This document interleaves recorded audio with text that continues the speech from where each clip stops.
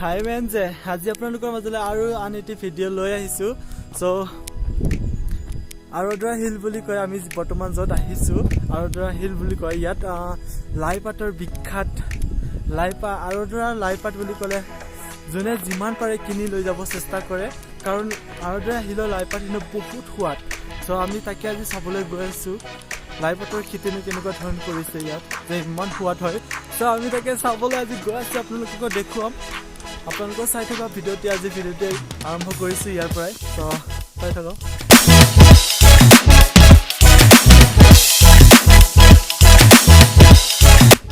আমি বৰ্তমান আহি পালোঁ য'ত লাইপাতৰ খেতি হয়। ইয়াত দেখিবলৈ হৈছে এয়া মটৰ, গ্ৰীণ পিচৰ খেতি, আৰু ওপৰত আছে সেইবোৰ লাইপাতৰ খেতি দেখিছে।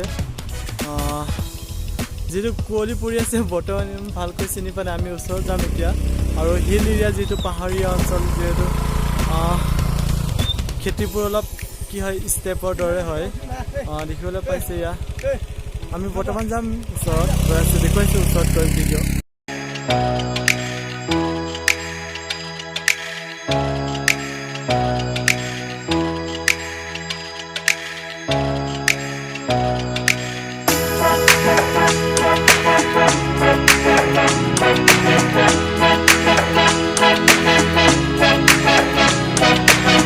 দেখিবলৈ পাইছে এয়া সৰিয়হ ফুল নহয়, এয়া লাইপাতৰ ফুল।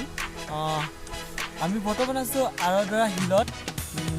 লাইপাত বুলি ক'লে ফেমাছ।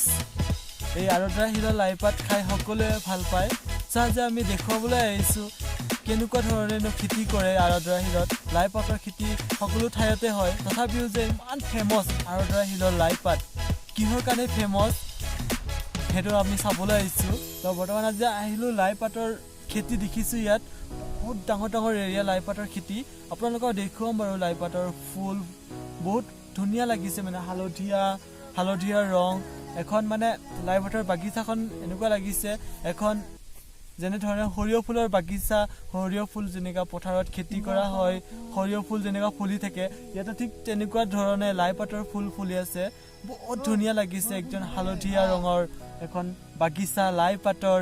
চব ভাল লাগিছে, এটা মানে কি হ'ল নাজানো, এটা খুব ভাল ফিলিং লাগিছে।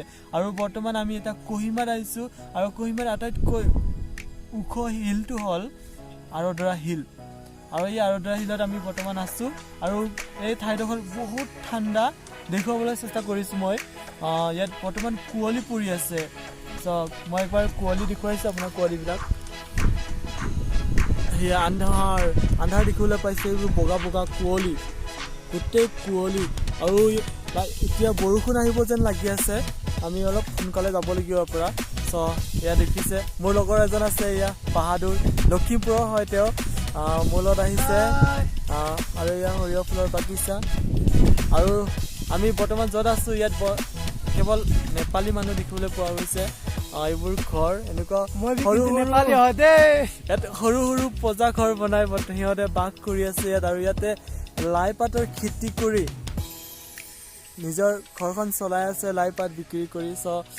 আৰু ইয়াত এনেকুৱা বহুত মানুহ চাবলৈ আহে, সিহঁতৰ লাইপাতৰ খেতি চাবলৈ আহে, কাৰণ লাইপাতৰ বহুত ফেমাছ, আৰু বহুত দূৰৰ মানুহ ইয়াত লাইপাত কিনিবলৈ আহে। বহুত টেষ্টি মানে লাইপাত, আমিও খাইছোঁ, বহুত টেষ্টি। আমি আজি চাবলৈ আহিছোঁ, আৰু লাইপাত লৈ যাম ইয়াৰ পৰা।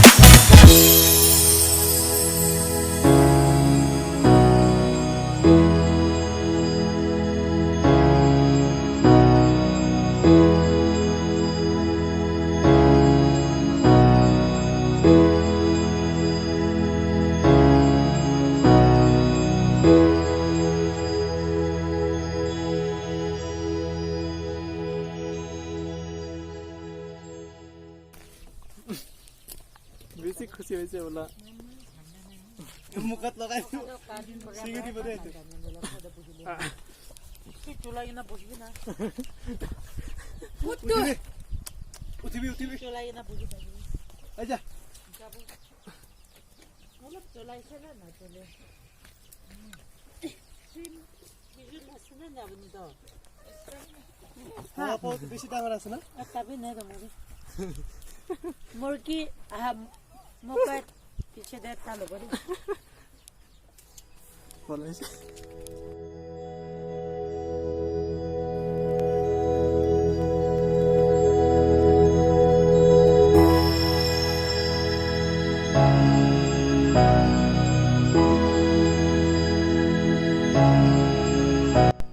আপোনালোকে যদি ইয়াত আহে দেখিবলৈ পাব প্ৰত্যেকৰ ঘৰে ঘৰে আছে 10 জনী 5 জনী এনেকুৱা মানে জাৰ্চি গাই দেখিবলৈ পাব ডাঙৰ ডাঙৰ তেওঁলোকে জাৰ্চি গাই পোহাৰ মেইন কাৰণ হ'ল তেওঁলোকে গোবৰৰ কাৰণে পুহিছে কাৰণ যেহেতু তেওঁলোকে লাই পাতৰ খেতি কৰে কেঁচা শাক পাচলিৰ খেতি কৰে মই জানিব পৰা মতে তেওঁলোকে কেঁচা শাক পাচলিত কোনো ধৰণৰ মেডিচিন বা ঔষধ ব্যৱহাৰ নকৰে তেওঁলোকে কেৱল জাৰ্চি গাইৰ যি গোবৰ পায় সেই গোবৰটো তেওঁলোকে পচাই কিনে তেওঁলোকে সাৰ হিচাপে সেইটো ব্যৱহাৰ কৰে তেওঁলোকে যিকোনো কেঁচা শাক পাচলি খেতি কৰে তাত কেৱল গোবৰ ব্যৱহাৰ কৰে তাত গোবৰ দিয়া হয় যেতিয়া তেওঁলোকে হাল বায় তেওঁলোকে তাত গোবৰ ছটিয়াই দিয়ে আৰু সেই গোবৰৰ পৰাই সিহঁতৰ যিকোনো কেঁচা শাক পাচলিয়ে খুব সুন্দৰ হয় আৰু খাবলৈ বহুত টেষ্টি হয়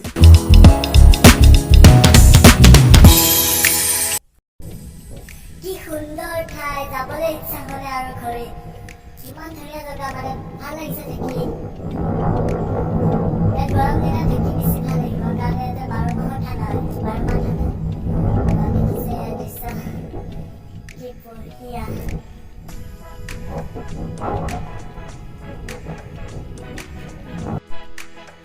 এইটো দেখিবলৈ পাইছে এইটো হ'ল কেঁচা মটৰৰ খেতি এয়া মটৰৰ খেতি গ্ৰীণ পিচ বুলি কয় খুব ধুনীয়া হৈছে মটৰৰ খেতি সঁচাকৈ আৰু এইটো দেখিবলৈ পাইছে এয়া এইটো হ'ল আপোনাৰ লাই পাত এয়া সৰিয়হ ফুল নহয় এয়া লাই পাতৰ ফুল এনেকুৱা তেওঁলোকে লাই পাতৰ খেতি কৰে আৰু এনেকুৱা খেতি কৰিয়ে তেওঁলোকে জীৱনটো কটাই আছে তাত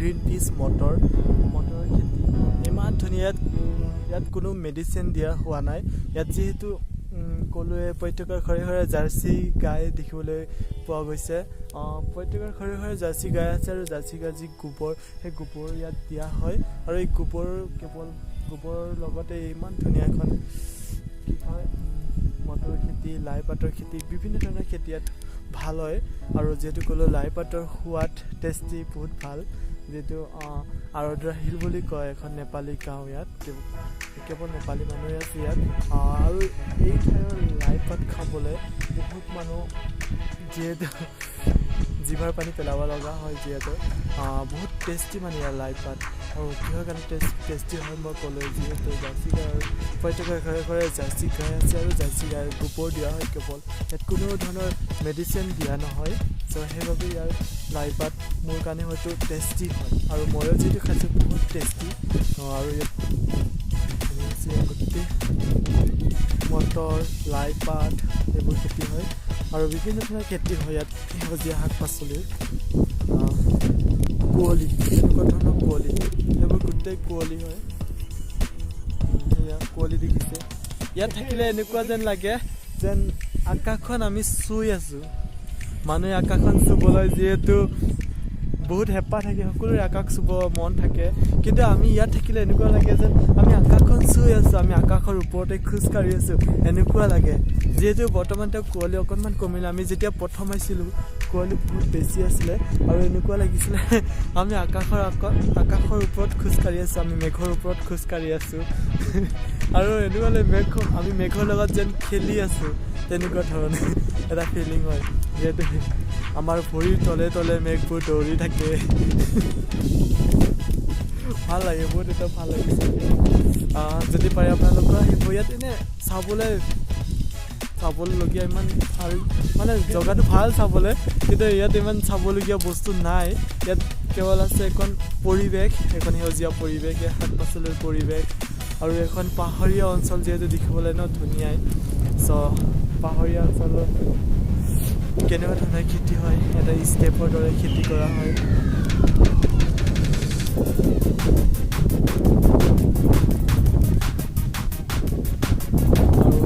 আৰু মানুহ টিকটকত বৰ্তমান টিকটক ভিডিঅ' বনাই আছে